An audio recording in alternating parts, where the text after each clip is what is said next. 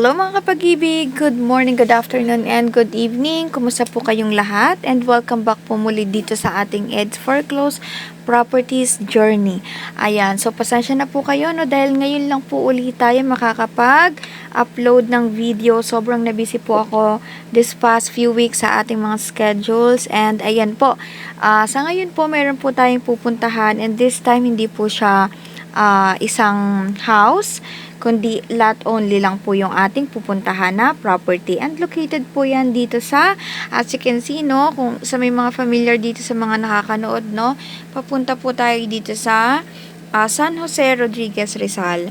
So, yung ating pong pupuntahan is specifically located at Lot 6, Block 13, Villa Ana Maria Subdivision, San Jose, Rodriguez, Rizal. So, pag familiar po kayo dyan sa may way, ayan. And also, no, ito pong pupuntahan natin is dalawang lote po siya na located din po parehas doon sa Villa Ana Villa Ana Maria Subdivision.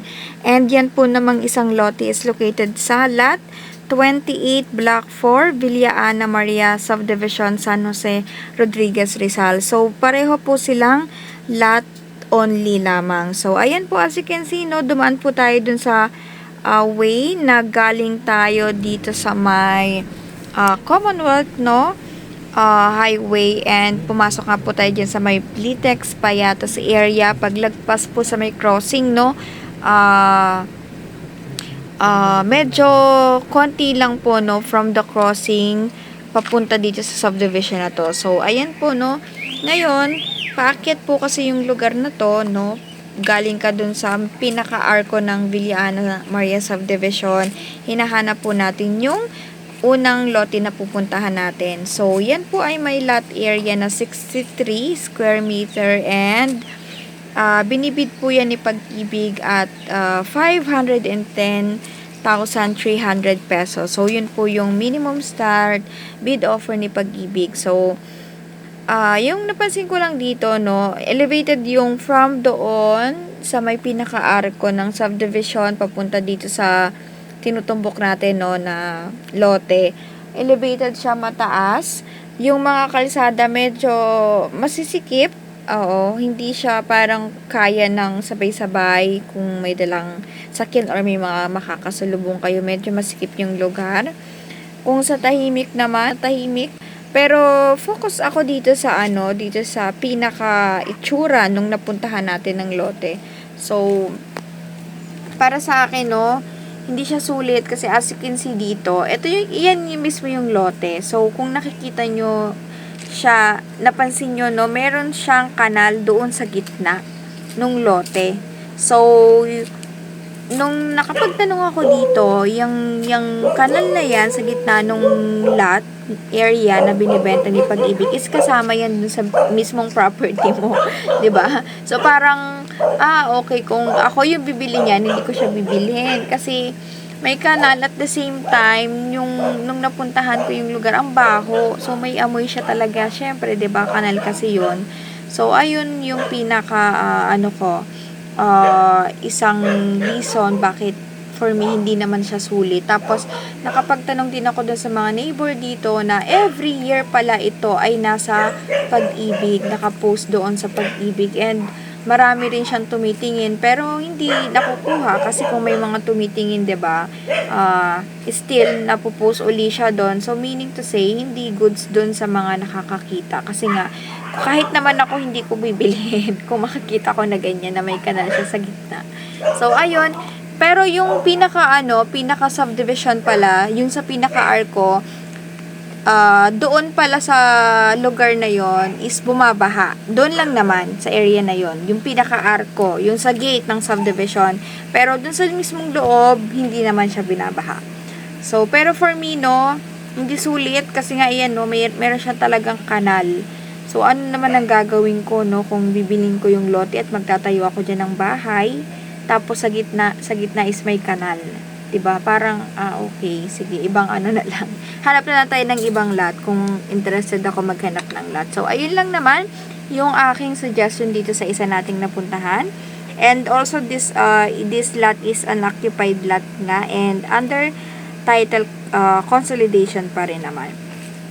So, yung start pala nito is duration of acceptance of offer is on June 29, 2026, no? 12 a.m. to July 3, 2026 at 11:59 a.m. So, pasok pa ito hanggang until Friday at 11:59 p.m. Sorry. So, kung sa mga nakakapanood, no? Kung medyo interested kayo, pero for me, yan yung aking mga masasabi about dito sa lote na napuntahan na to. Pero kung kayo, no, gusto nyong i-bid, you may start mag-browse doon sa website ni Pag-ibig. So, madali lang naman. Kung meron ka ng buyer ID, straight ka na nahanapin mo yung may area ng Rizal, Calabarzon, 'di ba? So, makikita mo yung mga list doon and type mo lang yan, yung ating napuntahan sa may Viliana. So, kung wala naman kayo pa na bid buyer ID and interested ka, no, naglo-look forward ka din, no, na magkaroon ng sariling bahay and lupa dito via Pag-ibig Foreclose, pwede kang mag-sign up doon sa website ni Pag-ibig. So, napakadali lang yan, 'di ba? So, doon sa mga previous nating video na nababanggit natin na magsa-sign up ka lang, tapos fill out mo lang yung mga details na need, then 1 to 3 working days yan is check yan ni Pag-ibig, and makaka-receive ka both via SMS and email kung ikaw ay pasado sa kanila. And ayun, kung pasado, no, you may start na mag-bid sa lahat ng mga pinopost nila dito. So, ayan yung ating unang napuntahan, no, and nakikita nyo nga, pabalik na tayo. Ito yung mismong kalsada nila. So, napansin ko din maraming pang area na walang bahay. Unoccupied pa yung other na mga lote. Yan, mga lote na nakikita nyo dyan. Wala dyang nakatira. So, ano pa yan? Bakante pa yung mga yan. Pero marami na rin dyang nakatira dun sa mga ibang street na hindi napakita dito sa video, yung mga nadaanan din natin na mga ibang street. So, ayan po. Ayan po, and also, no, yung isa is located din dito. So, pupunta naman tayo dito sa area ng block.